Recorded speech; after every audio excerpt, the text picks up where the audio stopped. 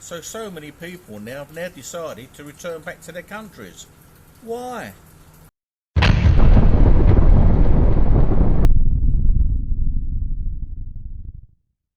So, why are so many people, not everybody, but there's quite a few people now decided to go back to their country? So why is that? Well,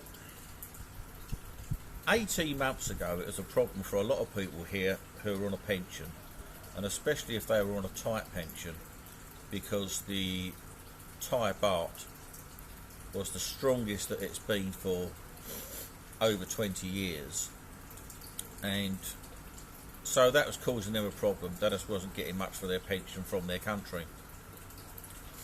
Over the last 18 months we've had COVID-19 has been in the country, and although the Thai baht has weakened, so it's improved for the foreigners who are getting their pensions or their income from abroad, it's improved slightly for them.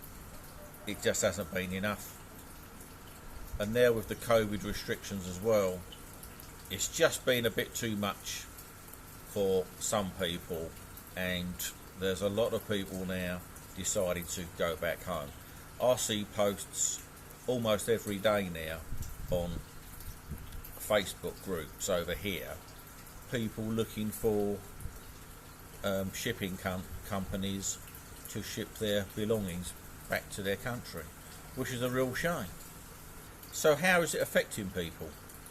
For those who cater on the tourist industry, like the bars and the restaurants that make foreign food for those people, or cater for their home comforts and that kind of thing, bars and restaurants, they're not getting the same tourists over here that they were getting up until 18 months ago, because people can't travel.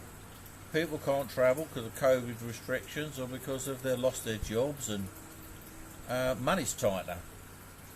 Teachers, a lot of guys over here teaching, well, schools haven't been open for a long time. I think they're still kind of doing okay. Working online now, teaching online, I think they are. I think some of them are still doing okay. Guys teaching online for the Chinese and other companies, some of them are doing okay, although those that are working for China specifically, China's just pretty much kicked out. They've stopped all anyone from abroad for teaching Chinese students in China. So you can teach online only if you're in China, teaching Chinese children in China. They don't like sending parents abroad anymore, but that's another story. So a lot of people have lost work in Thailand through that. So they'll either have to look for another job over here if they can, or go back to their country. And there's a lot of other people as well, though, that do different types of work. And I'm sure people are going to be watching this and thinking, oh, they can't do that, that's illegal in Thailand. Well, I'd say, before I tell you the type of jobs that they're doing, type of things that they're doing, I would say what's illegal and what's not illegal in Thailand depends on whatever your local immigration says is legal and is illegal. That's it. Because the provinces around here, the laws are governed by the police in that area, and that's it. So there's people over here bought farms with their wives and girlfriends, and they work on the farms. There's people that have set up businesses with their wives and girlfriends or partners. You know, it might be legal, might not be legal, but they're suffering too, because the Thais are suffering. It's difficult over here now. So many different industries are finding it difficult now. I mean, I knew a guy who was, I can't remember how much he was fined now, but he was threatened to be thrown out of the country and had a large fine, probably 100, 200,000 baht. And so what was he doing? Well, he was financing this bar, which was all totally legally in his girlfriend's name.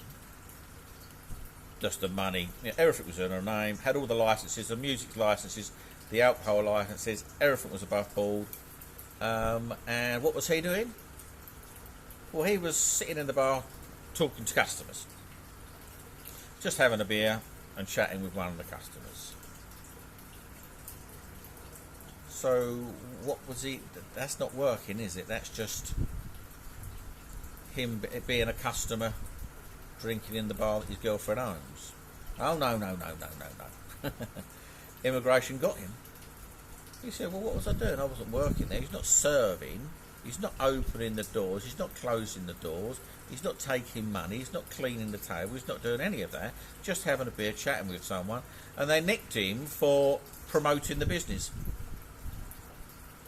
By you talking to the customers, you're promoting the business. Wow. I mean, I knew other people before that same scenario. They had bars in their girlfriends' names. They had financed all of it. And one guy, customers sit this side of the counter, the bar, and the staff are the other side of the bar. He was sitting the side where the customer should be sitting. His pen rolled down and went to the other side. So he went round the other side, inside of the bar, to pick up his pen. And when immigration came, they went through the CCTV system, see him do that, and nicked him for working there. And he was fined heavily as well. So, getting back to my original point, people over here do lots of different types of work. Keep their mouth shut about it. And it's not a problem if in their local area immigration doesn't have a problem about it. I know guys that are running little cafes, little restaurants, and they're working in there, serving, taking money behind the counter, and everything's in his wife's name.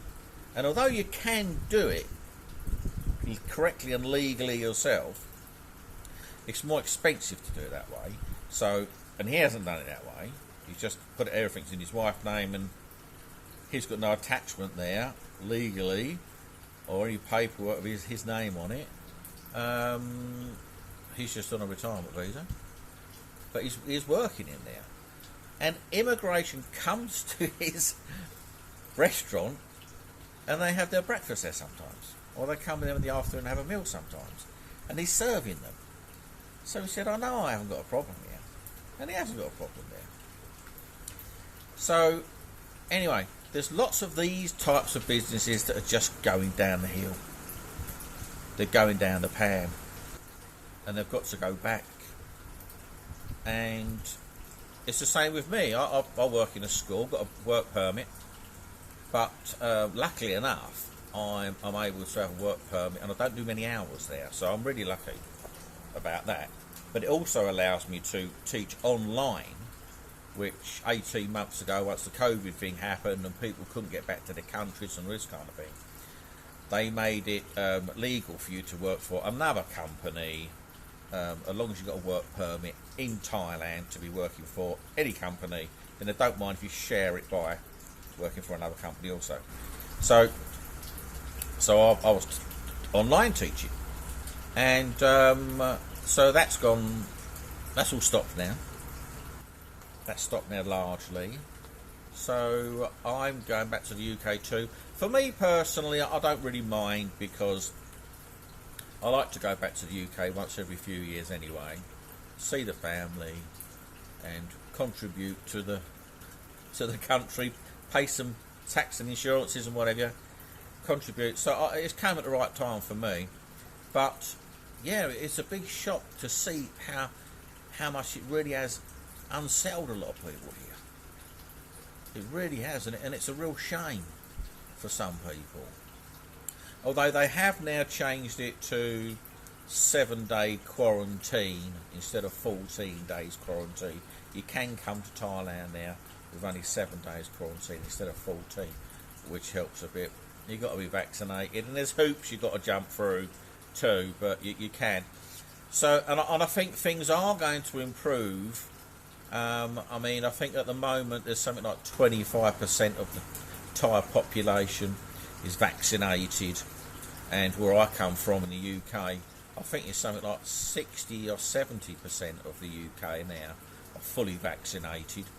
So give it another 6 months or so, then everyone should theoretically be fully vaccinated in other countries too, and then maybe governments will start looking at opening up the door more and, you know, cutting down on this quarantine thing. They've got to test that out to see whether people vaccinated staying in quarantine get COVID-19 or not, because at the moment, even if you're fully vaccinated, you still have to go in quarantine, which doesn't really make any sense if you trust the vaccinations as something that protects you from COVID-19. But anyway, I think everyone's learning. But I think things are improving, and over the next maybe 6 months or year, we'll see what happens. Just have to wait and see what happens, and hopefully things will pick up for people here. And I'm sure, you know, people in other countries are suffering as well, but I'm talking about Thailand, and also the people that want to come here.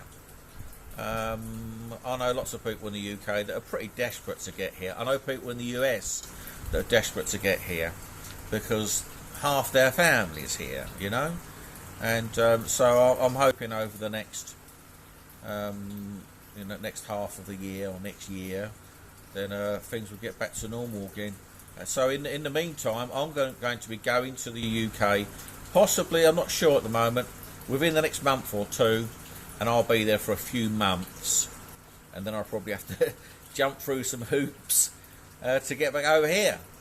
Or maybe if I'm there for 6 months, and then maybe there won't be as many hoops to jump through by that time.